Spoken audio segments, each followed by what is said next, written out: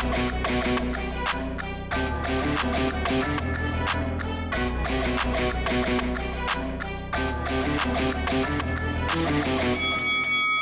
guys, welcome to Boxing Squared for boxing news and views from around the internet.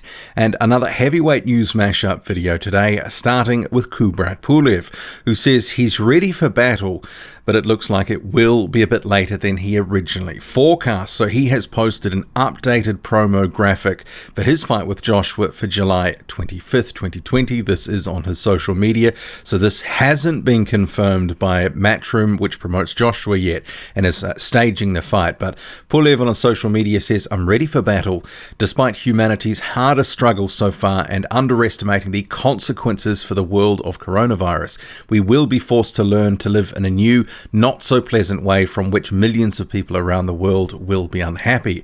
Despite difficulties, we must discover new opportunities to smile, convert our lives so that in spite of everything, stay happy and believe in the better future, and that all this is ultimately is for the best. This is why, despite my real look at the situation, I strongly believe that a world title match can take place on the new date of July 25th. Let's prove that we humans are quickly adaptable, super flexible, with unlimited opportunities, are stronger than one virus. I will personally be extremely pleasantly surprised if the match takes place on this date. This will prove to me that we can be united and live and work in sync, and that maybe we are not that far behind on thinking."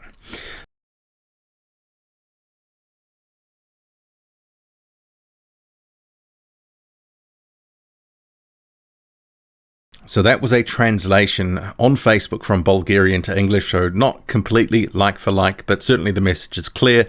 He thinks the earliest it's going to happen is July 25th, and he does sort of display a little bit of skepticism, but he is hopeful it will take place on that date. We'll see what happens with any announcements by Matchroom.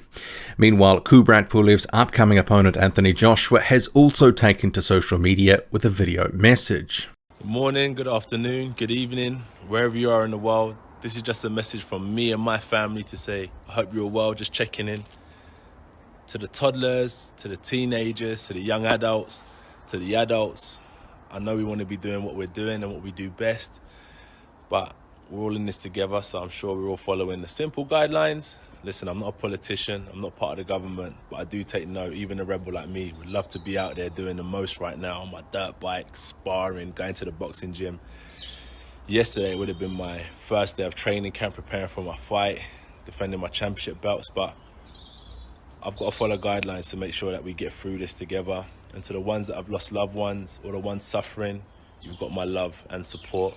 And especially to the ones we take for granted, the NHS. You're the real heroes, man. One love to all of you. Meanwhile, a former super middleweight champion Froch believes that Deontay Wilder and Anthony Joshua should fight, and that it would make it bigger for Joshua to face Tyson Fury if he beats Deontay Wilder. So he's told Sky Sports, "It would be good to see Joshua fight Wilder. That remains a decent matchup, even though Wilder was outclassed by Tyson Fury. I still want to see that fight. It would be a measuring stick to see where Joshua is, and it would be a good test to show that he can beat Wilder as well. A win for Joshua over Wilder builds the Fury fight even bigger. At the moment, Fury seems to be top dog after taking the WBC title from Wilder. They are going to meet again in a third fight, and both will remain big names afterwards, regardless of the result. Why not put AJ against Wilder at some stage and really show that Joshua means business?"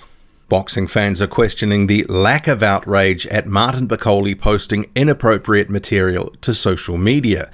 Bakole posted child objectionable material on Twitter, quickly deleted, and then he also deleted an apology where fans got stuck into him for his previous post. And some of the responses have been detailed on worldboxingnews.net, and I've seen some of them myself on Twitter. And you do have to ask the question, with other boxers falling foul, Billy Joe Saunders, for example, this example would seem to be at the worser end of the scale involving Bakole. So it does beg the question, why is there nothing more happening in this instance? Alexander Povetkin's promoter Andrei Ryabinsky says the delay in the fight with Dillian Whyte is unfortunate, but necessary. He says, unfortunately, this virus is spreading and serious measures have been taken in England to combat its spread.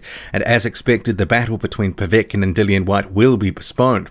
We agree with this decision by our British partners. This is the only possible action in this situation.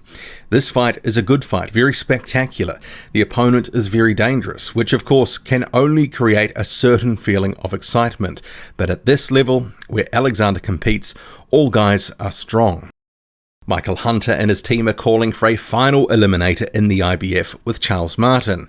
Martin recently won an eliminator with Gerald Washington, and he stated he believed he would have a final eliminator possibly in July, although that remains to be seen whether that can happen at this time. But if there is a final eliminator, Michael Hunter would seemingly be in good position. Martin is currently second, Hunter fourth.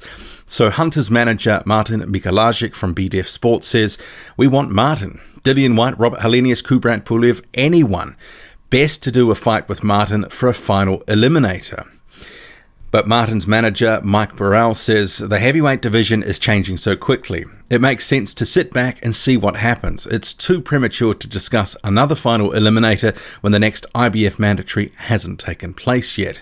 Besides, Pulev has a unique track record when it comes to mandatory bouts, so I want to see how the Joshua fight plays out before making any major decisions. One thing is for sure, Charles is in a great position to get his championship back. Charles already has shocked many by getting back to the top of the rankings. I assure you, he will shock even more fans when he knocks Joshua out. Joyce's manager Sam Jones says while time, effort and money has been wasted in an original training camp for the fight with Daniel Dubois, which has been postponed to July 11th, it will still all be worth it down the line. He says, "It brought me to tears knowing how well Joe was doing, what had gone into camp, the sacrifices he had made, the cost of the sparring partners we'd brought in.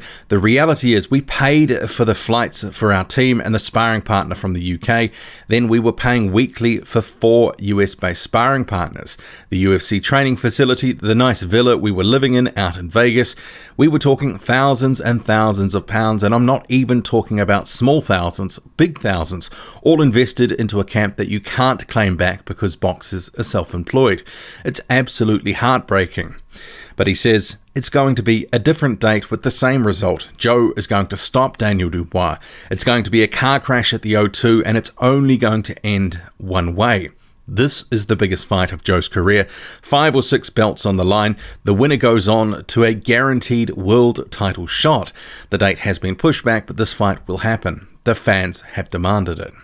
That's Sam Jones, the manager for Joyce. So I'm not sure that there is a world title shot guaranteed for the winner, but they will certainly go closer to laying claim to being in the conversation to get a title shot. But it's a great fight nonetheless.